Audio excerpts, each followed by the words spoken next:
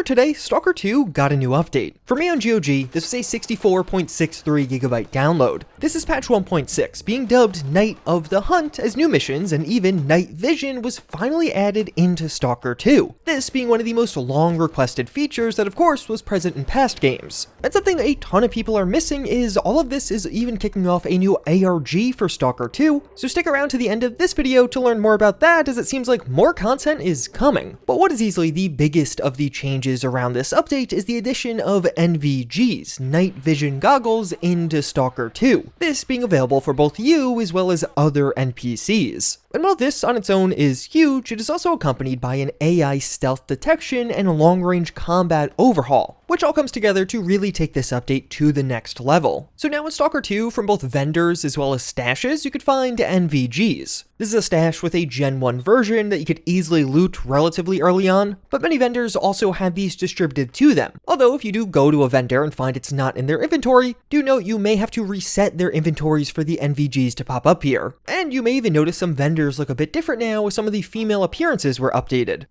But once you find an NVG for yourself, you can easily equip it with a new dedicated slot in your inventory. And from there, you can simply activate night vision and go on some night adventures, finally able to see things out ahead of you at least a bit more. Although using an NVG does come with some new restrictions on your character. There are several tiers of night vision goggles. This tier 1 variant I'm using here is only one-eyed, so your field of view is of course much more limited, but from tier 2 and onward, you're going to be using two-eyed NVGs, and at the highest tier, you can even find white variants, making seeing things in the dark a whole lot easier as a whole. Lots of weapons won't function the same here either. Many pistols are fully functional, but rifles, especially those with scopes, will now need to be fired canted with the newly added offset aiming mode. So now when your NVG is equipped, you can angle your weapon to avoid the scope and perhaps take full advantage of the laser sight attachment. Of course, Stalker 2 has had laser sights, but this update added in a new tactical laser attachment that's an even brighter version, so it's more visible in night vision. It actually does work pretty well for unsighted shooting. I was having quite a bit of success with this. But if you do want to actually use your scope, you'll need to attach a new modification onto the stock of many of the weapons in the game that will allow you to do so. And once you have that, you can even swap between scoped firing or canted firing, but only while using an NVG. I know a lot of you playing would probably just love to have this option all of the time, but at least as of right now, it is locked behind using an NVG. And taking these out into combat is a ton of fun, as of course, other NPCs can sometimes have NVGs of their own. So enemies without flashlights or NVGs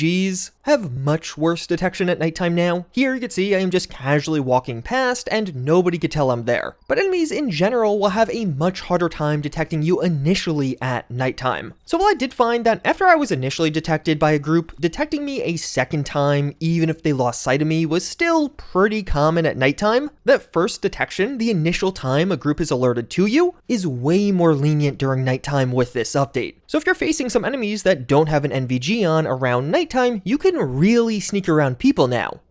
And once you are detected, there's going to be more of a point focus from all of this. So you can engage some enemies and then use the cover of darkness to slip away without them noticing. Those enemies are going to keep focusing on or attacking that old position where they think you still are. This giving you the perfect opportunity to flank them and getting some really nice stealth kills. You'll notice this behavior far more often with this update, just having enemies moving in on the position you were just in. But now, when you come up against enemies that are using an NVG against you, you're going to notice this. These guys are a little bit ridiculous. They can lock onto you very fast in nighttime, particularly when using higher tier NVGs, it feels like they have lasers. But this does create a pretty fun combat dynamic. You can try and focus down some of the NVG users in the enemy group, and then use the cover of darkness to pick off the remaining enemies with flashlights who are going to be way less accurate overall. Because in my testing, that was really the biggest difference here. At nighttime, enemy accuracy fell off a cliff if they weren't using NVGs. A lot of the time, they'd still be able to detect you. Sneaking around in the dark overall is definitely easier with this update, but I still felt like enemies could see me pretty well at nighttime. Like during some of these night encounters, I was definitely surprised by how often I was getting detected by enemies even without any kind of help on their side. I feel like these enemies probably shouldn't be able to spot me here, but enemies are incredibly inaccurate in the dark now. You can see here, I'm able to win this fight with ease while using basically no cover. Since enemies can barely see you, they're going to miss the majority of their shots. There's been some further speculation from certain groups of testers, this update as well as all of the future updates are in testing with a closed group, that certain groups of NPCs still have the pre-patch detection, so that's why they can detect you so easily at nighttime. They haven't been nerfed like everyone else.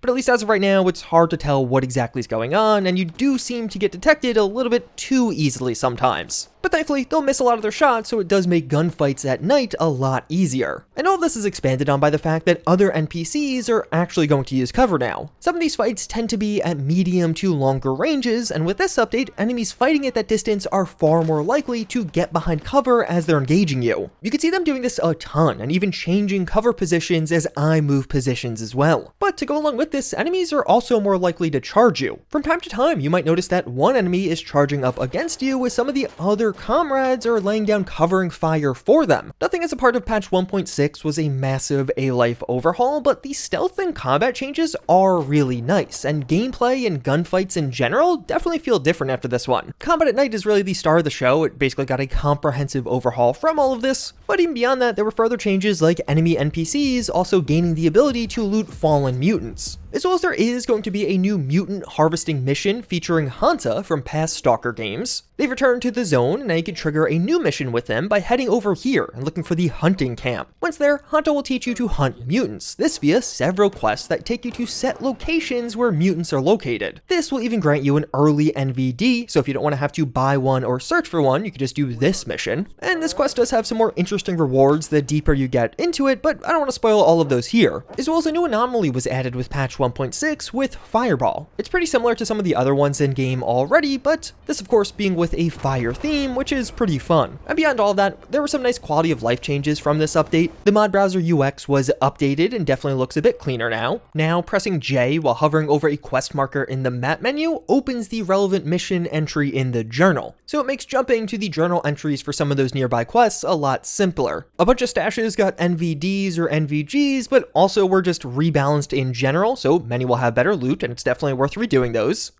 Now when you save the game, it'll make the thumbnail of that save a screenshot of where you were standing. Previously, it was just a stock image always being the same. And they even added in a local save backup restoration option. So your locally saved backups can be used to restore one of your save games if it gets corrupted or otherwise has issues. Both of those being really freaking awesome and huge quality of life improvements. But perhaps most handy of all, you can now sort your player stash items both in your inventory and private box, just making organization and filling in those gaps far simpler. Beyond that, a variety of crash and quest fixes were implemented and some other minor changes, but overall this update is a really solid one. It added in a major new feature as well as fleshed out some of the mechanics around that feature and its gameplay. Some of this definitely felt like it would have been better in patch 1.5, and in general it feels like this update isn't quite as large as some of the previous ones. Obviously we didn't get any huge overhauls to A-Life, and the game overall is still fairly similar if you play during the day, but I still think this is a really solid patch, although it's kind of a weird one. If you're waiting to play Stalker 2, it might be worth waiting a little bit longer. This is the 2025 roadmap. We can see here that they've actually ticked off a few more things with the update earlier today, but one of the big looming updates is the move to Unreal Engine 5.5.4. This is a significantly more optimized version of Unreal Engine, and many fans are hopeful that these optimizations will yield even more advanced A-Life features in game, and how in general, this update could be the next major batch of overhauls for Stalker 2, the next big jump forward. A lot of the current and ongoing issues with A-Life, or at least how they've been explained thus far, were around optimization and performance. They can only do so much because it would tank the game's performance. So having a bunch of optimizations for the game on an engine level could do really good things for Stalker 2 overall. That update seems to be coming before the end of the year, and perhaps even more. As I mentioned earlier in this video, teases for something are beginning as the DLC may be coming soon. As spotted by MI Smika on Reddit, at 1 minute 25 seconds into the 1.6 update trailer, Morse code can be heard.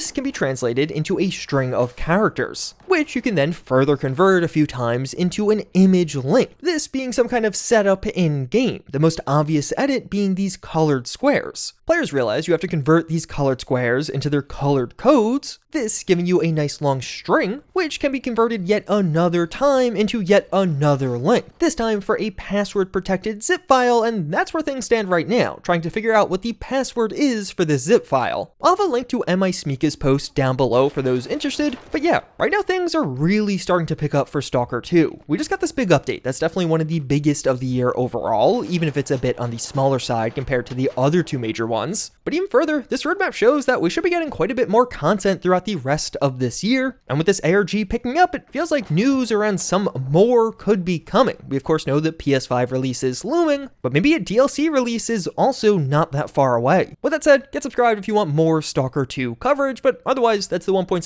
update, and I hope you enjoyed.